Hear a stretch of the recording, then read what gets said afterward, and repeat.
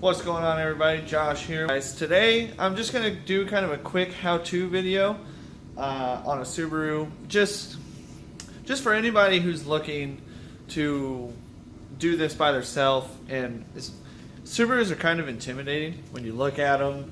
Boxer engines, they're not like, anything else. So I just wanted to make a quick video, kind of show you guys how to do it and my process of doing it. So for me, anything import wise, I always go with NGK. I got NGK wire set here and a set of V-Powers. And we are working on a 03 Subaru Legacy. I just picked this up. Customer at work didn't want to pay the bill, or not pay the bill, but didn't want to pay for it to get fixed. And when we diagnosed it, all it needed was plugs and wires. And on this side, I wish I could show you guys, but I couldn't really get that good of a view of it. But one of the wires on this side, while it's running, you can see there's really no room, but you can see the wire arcing off onto the valve cover. As you can see, the valve covers are leaking. I'm just not going to deal with that at this moment. It's not bad. They're more of a seep or weep. But see, a lot of people get intimidated by Subarus doing spark plugs and wires because of the restriction of space. But if you actually look a little closer, you have plenty of room. And this side is actually less room, but just as easy. If you pull the battery out, it makes it a little easier. And then on this side, you just pull this box out and you get plenty of room. So we'll start with that. They are pre-gapped. When you are doing spark plugs on your vehicle, it is best to look up what your vehicle takes for a gap. Some vehicles will state it on the nameplate here, or either on one of these tags under your hood. I don't believe mine does, so I just looked it up in a Haynes manual or Shilton, depending on what you have. You could always Google it, but as you can see, this wire kind of moves a little bit and it's coming off. The spark is jumping from here out to that bolt, which is kind of far, but you can see how crappy this is. So yeah, we're going to get started, and I'll kind of just take you guys through the process of this.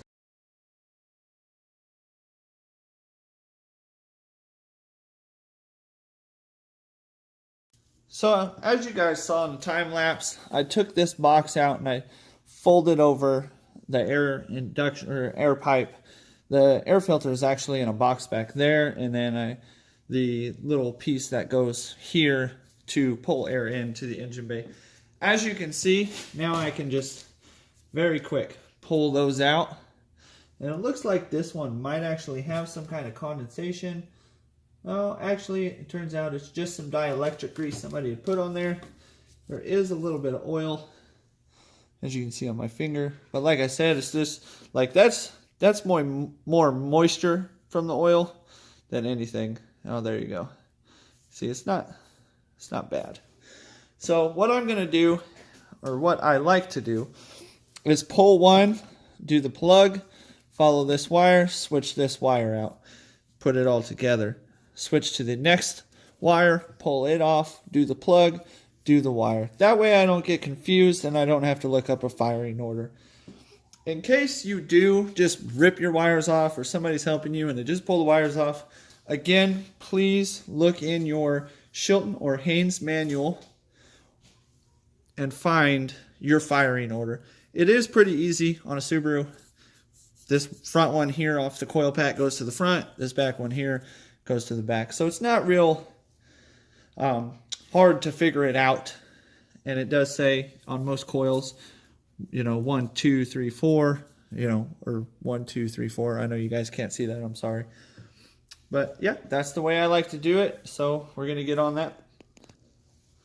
And on Subarus, I like to just put a wobbly with my socket here. This isn't a spark plug socket because, again, I can't find mine. So it is a 16 millimeter. I'll see if I'll zoom in there.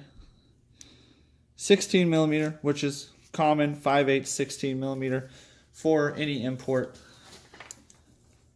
I am getting screwed over here. It doesn't fit. So let's find something or see if I can find mine.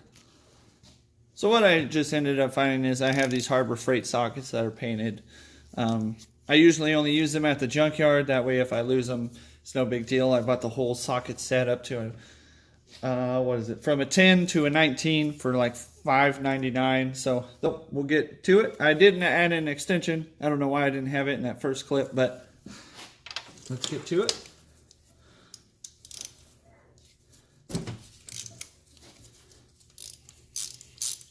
And you never want to use, like, I have my 3/8 impact. You never really want to use an impact on anything aluminum. Taking it out, putting it in, and for spark plugs especially, you do not want to just, you know, full blow with an impact or electric driver or anything like that. Just do it by hand. That way you don't mess up the threads in the head. Pretty sure that one's out. I'm just going to use the spark plug here, or spark plug wire. Pop that in there. And pull that out. As you can see, real nasty, gross, definitely needed to be changed. And like I said, I pre-gapped these before at work because I couldn't find mine. I think it was like a 35, 0.035, something like that. But now we're good to go. Good to go in, switch this one out, put it in the hole, switch this wire.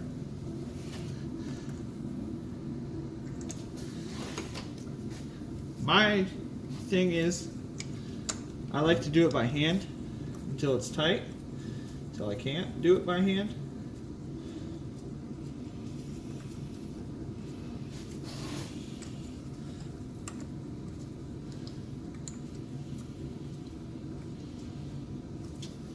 And when it comes to spark plugs, all you need to do is you can feel, like, you can't do it by hand, but you know it's not moving. I just kind of feel it because I could do it real easy. Now I can't move it at all, so that's how I know it's good. You'll get the feel for it, and you'll feel what I mean when I'm doing this. Like I said, like you do it by hand. Then you kind of snug it, I'll say snug it with the wrench, and then when you feel real, like you really have to put some muscle into it, do that 1/4 of a turn and you should be golden. Now I'm going to pull this wire off, pull it out of this clip. Looks like I need a flathead.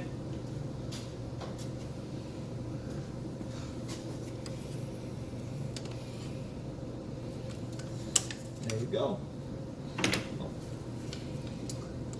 Pushed it back down.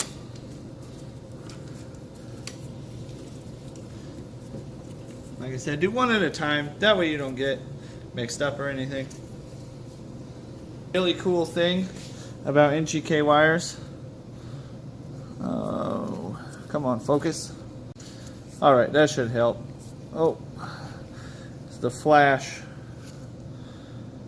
It still doesn't want to. Oh, come on.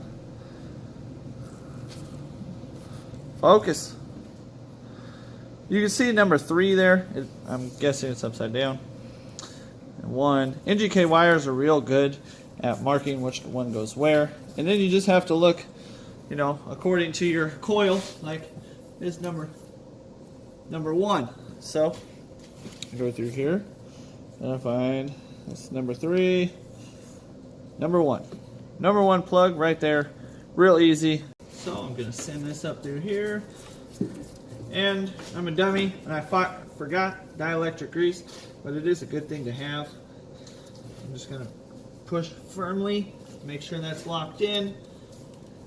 Go ahead and push that down a little bit, pop that back into the sleeve, pop that there, and pop that in. There you go. First plug is done. You just repeat that process for the second one. I'll get back to you guys when I get on the driver's side. You basically see what needs to be done on this side, so see you in a second on the other side. So like I said earlier, all buttoned up with that side, got it all back together. I didn't put the little box in. I don't know why, but I forgot it, so I got to put that in. It just slips right underneath, so that's okay. But when you get to this side, taking the battery out will save you a lot of time and energy. Get this out of the way here, see if you can see in there. See, it just makes it so much easier to get your hand right here. If I can get a grip on it, and just pull that out. Super easy.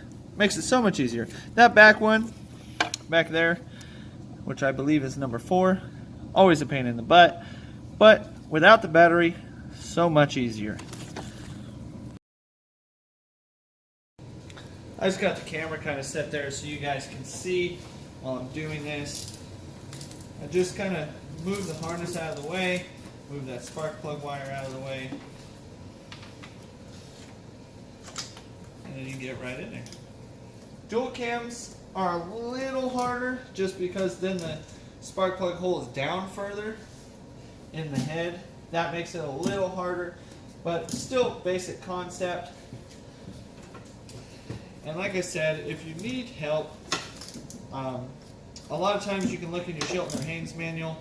If you don't have one, I really recommend buying one if you're not mechanically inclined with your vehicle. That way you're not paying a shop to do this.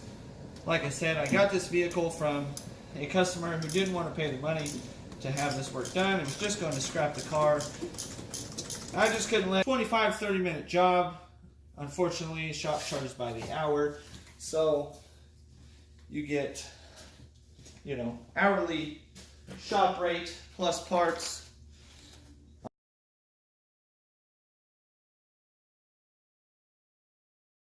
So that's just going to conclude this video.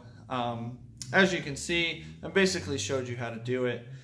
I really can't stress enough, if you haven't done this before, get a Chilton or a Haynes manual and really pay attention and read how to do the maintenance section. That'll help you out tremendously. That's what I did when I first started learning.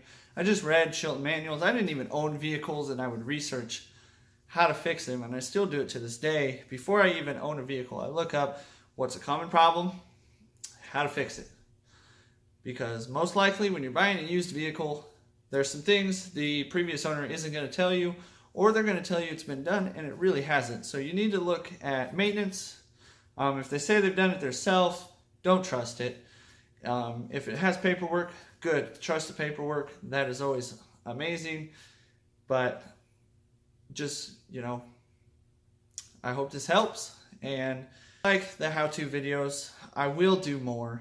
I just have never done one, I guess. So if you like it, give it a thumbs up. If you haven't subscribed, please subscribe already. And I appreciate each and every one of you for watching this video. Thank you.